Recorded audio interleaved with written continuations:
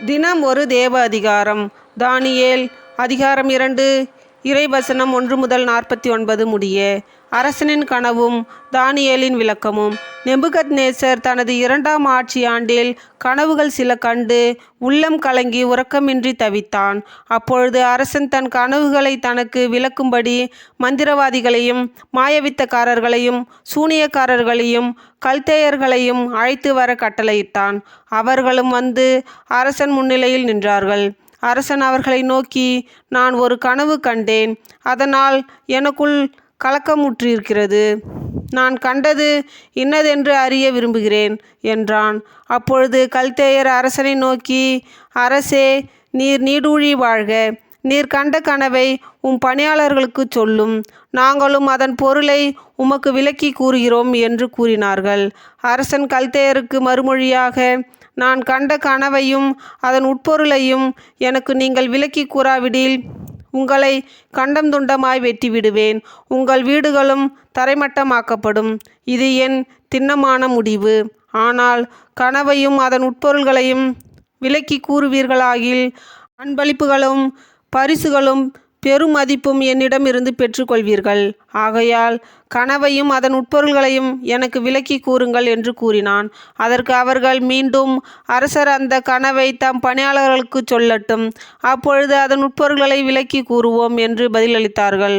அதற்கு அரசன் மறுமொழியாக கூறியது, நான் முடிவெடுத்து விட்டேன் என்பதை அறிந்தே நீங்கள் காலம் தாழ்த்த முயல்கிறீர்கள். இது எனக்கு திண்ணமாய் தெரியும். கனவு இன்னதென்று உங்களால் தெரிவிக்க இயலாதெனில் உங்கள் எல்லாருக்கும் ஒரே தீர்ப்புதான். சூழ்நிலை மாறும் வரை பொய்யும் புரட்டுமான வீண் கதைகளை சொல்ல உங்களுக்குள் உடன்பட்டிருக்கிறீர்கள்.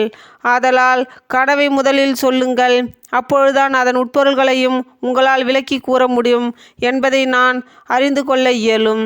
கல்தேயர் மறுபடியும் அரசனை நோக்கி, அரசே, உமது விருப்பத்தை நிறைவேற்ற கூடியவன் இவ்வுலகில் ஒருவனும் இல்லை.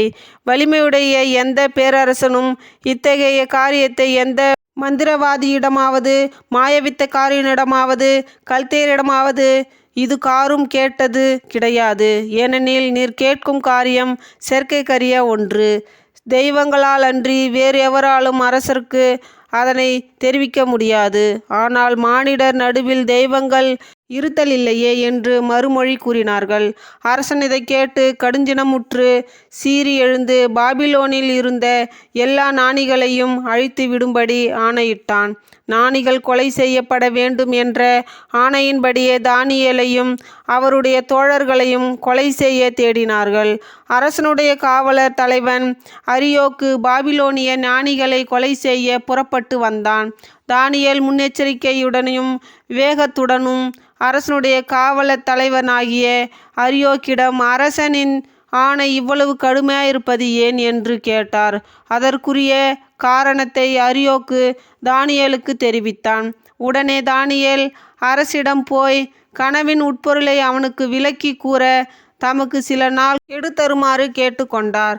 பின்னர் தானியேல் வீட்டுக்கு திரும்பி சென்று அனனியா, மிசாவேல், அசரியா ஆகிய தோழர்களிடம் செய்தியை கூறினார்.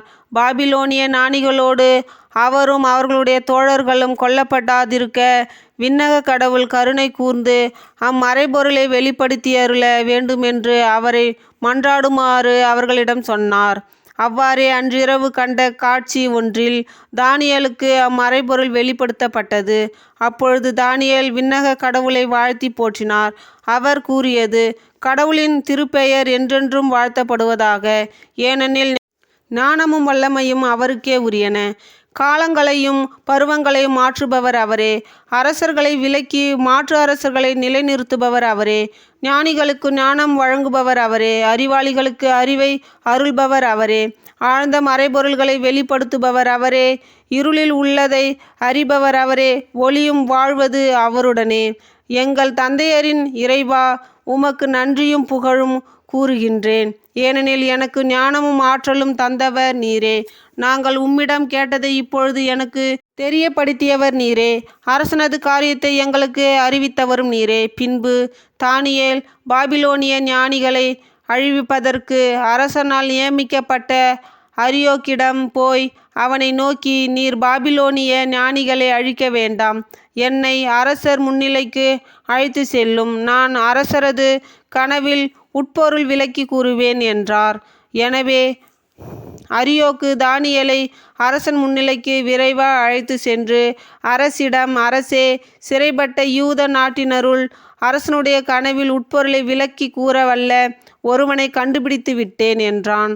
அரசனோ பெல்தெசாசர் என்று பெயரிடப்பட்ட தானியேலை பார்த்து, நான் கண்ட கனவையும் அதன் உட்பொருளையும் எனக்கு விளக்கி கூற உன்னால் இயலுமா என்று கேட்டான். தானியேல் அரசனுக்கு சொன்ன மறுமொழி, அரசர் கேட்கும் மறைபொருளை அரசருக்கு அறிவிக்க எந்த ஞானியாலும், மாயவித்தைக்காரனாலும், மந்திரவாதியாலும், சோதிடனாலும் இயலாது. ஆனால் அரசரே, மறைபொருளை வெளிப்படுத்தும் விண்ணக கடவுள் பிற்காலத்தில் நிகழ்போவதை நெபுகத்நேசர் என்னும் உமக்கு தெரிவித்துள்ளார். நீர் கண்ட கனவும் நீர் படுத்திருக்கும்போது மனக்கண் முன்னே தோன்றின காட்சிகளும் பின்வருமாறு. அரசரே, நீர் படுத்திருந்த பொழுது எதிர்காலத்தில் நிகழப்போவதை பற்றி நினைக்கத் தொடங்கினீர். அப்போது மறைபொருள்களை வெளிப்படுத்துகிறவர் இனி நடக்கவிருப்பதை உமக்கு காண்பித்தார். ஆனால் என்னை பொறுத்தமட்டில் மற்றெல்லா உயிர்களையும் விட நான் ஞானமிக்கவன் என்பதால் எனக்கு வெளிப்படுத்தப்படவில்லை. ஆனால் அரசருக்கு அதன் உட்பொருளை தெரிவிக்கவும் உமது இதயத்தின் நினைவுகளை நீர் அறிந்து கொள்ளவும் அவை எனக்கு வெளிப்படுத்தப்பட்டன. அரசரே, நீர் பெரிய சிலை ஒன்றை கண்டீர். கண் எதிரே நின்ற மாபெரும் சிலை பளபளக்கும் ஒளிமிக்கதாகவும் அச்சுறுத்தும் தோற்றமுடையதாகவும் இருந்தது. அச்சிலையின் தலை பசும்பொன்னால் ஆனது. அதன் மார்பும் புயங்களும் வெள்ளியால் ஆனது. வயிறும் தொடைகளும் வெண்கலத்தால் ஆனவை. அதன் கால்கள் இரும்பினால் ஆனவை. அதன் காலடிகள் ஒரு பகுதி இரும்பினாலும் மறுபகுதி களிமண்ணாலும் ஆனவை. நீர் அச்சிலையை பார்த்து கொண்டிருந்த பொழுது மனித கை படாத கல் ஒன்று பெயர்ந்து உருண்டு வந்து அந்த கல் இரும்பினாலும் களிமண்ணாலுமான அதன் காலடிகளில் வந்து மோதி அவற்றை நொறுக்கியது. அப்பொழுது இரும்பு, களிமண், வெண்கலம், வெள்ளி, பொன் ஆகியவை யாவும் நொறுங்கி கோடை காலத்தில் கதிரடிக்கும் களப்பத்திரை போல ஆயின. அவற்றின் அடையாளம் இராதபடி காற்று அவற்றை அடித்து கொண்டு போய்விட்டது. ஆனால் சிலையை மோதிய அந்த கல் பெரிய மலை ஆகி உலகம் முழுவதையும் நிரப்பிற்று. அரசரே, இதுவே நீர் கண்ட கனவு. அதன் உட்பொருள்களையும் உமக்கு இப்பொழுது விளக்கி கூறுவோம். அரசரே, நீர் அரசருக்கரசராய் விளங்குகின்றீர். விண்ணக கடவுள் உமக்கு அரசுரிமை, ஆற்றல், வல்லமை, மாட்சி ஆகியவற்றை தந்துள்ளார். உலகெங்கும் உள்ள மனிதர்களையும் வயல்வெளி விலங்குகளையும் வானத்து பறவைகளையும் உமக்கு பொறுப்பில் அவர் ஒப்படைத்து அவற்றையெல்லாம் நீர் ஒருவரே ஆளும்படி செய்துள்ளார். எனவே பொன்னால் ஆகிய சிலையின் தலை உம்மையே கூறுகின்றது. உமக்கு பின் உமது அரசை விட ஆற்றல் குறைந்த வேறோர் அரசு தோன்றும். அடுத்து வெண்கலம் போன்ற மூன்றாம் அரசு எழும்பும். அது உலகெங்கும் ஆளும். பின்னர் அத்தனையும் நொறுங்கும். இரும்பை போல் வலிமை வாய்ந்த நான்காம் அரசு தோன்றும். அந்த அரசும் இரும்பு நொறுங்குவது போல் அனைத்தையும் தகர்த்து தவிடுபொடியாக்கும். மேலும் நீர் அச்சிலையில் அடிகளையும் கால் விரல்களையும் ஒரு பகுதி குயவனின் களிமண்ணாகவும் மறுபகுதி இரும்பாகவும் கண்டதற்கிணங்க அந்த அரசு பிளவுபட்ட அரசாய் இருக்கும். ஆனால் சேற்று களிமண்ணோடு இரும்பு கலந்திருக்க நீர் கண்டதற்கிணங்க இரும்பின் உறுதியும் ஓரளவு காணப்படும். அடிகளின் விரல்கள் ஒரு பகுதி இரும்பும் மறுபகுதி களிமண்ணாய் இருந்தது போல் அந்த அரசும் ஓரளவு வலிமையுள்ளதாயும் ஓரளவு வலிமையற்றதாயும் இருக்கும். இரும்பு களிமண்ணோடு கலந்திருப்பதாக நீர் கண்டதற்கிணங்க அவர்களும் தங்களுக்குள் திருமணத்தின் மூலம் உறவு கொள்வார்கள். ஆனால் இரும்பு களிமண்ணோடு கலக்காதது போல் அவர்கள் ஒருவரோடொருவர் ஒன்றித்திருக்க மாட்டார்கள். அந்த அரசர்களின் காலத்தில் விண்ணக கடவுள் ஓர் அரசை நிறுவுவார். அது என்றுமே அழியாது. அதன் ஆட்சியுரிமை வேறெந்த மக்களினத்திற்கும் தரப்படாது. அது மற்ற அரசுகளை எல்லாம் நொறுக்கி அவற்றிற்கு முடிவு கட்டும். அதுவோ என்றென்றும் நிலைத்திருக்கும்.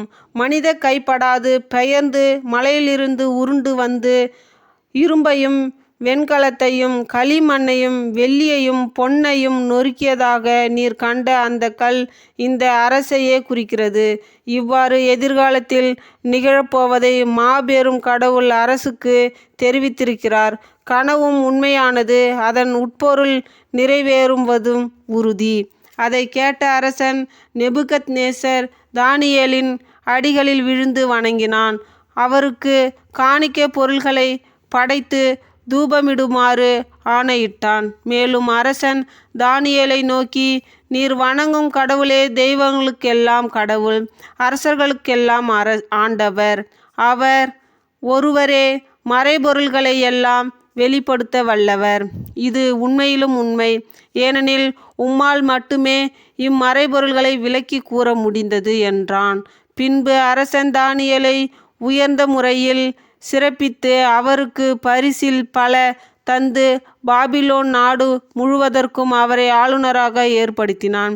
பாபிலோனிய ஞானிகள் அனைவருக்கும் தலைவராகவும் நியமித்தான். மேலும் தானியேலின் வேண்டுகோளின்படி சாத்ராக்கு, மேசாக்கு, அபேத்நேகோ ஆகியோரை பாபிலோன் நாட்டின் புறப்பகுதிகளுக்கு பொறுப்பாளராக நியமித்தான். தானியேலோ அரசனது அவையில் தொடர்ந்து பணியாற்றினார். இது ஆண்டவரின் அருள்வாக்கு. இறைவா, உமக்கு புகழ்.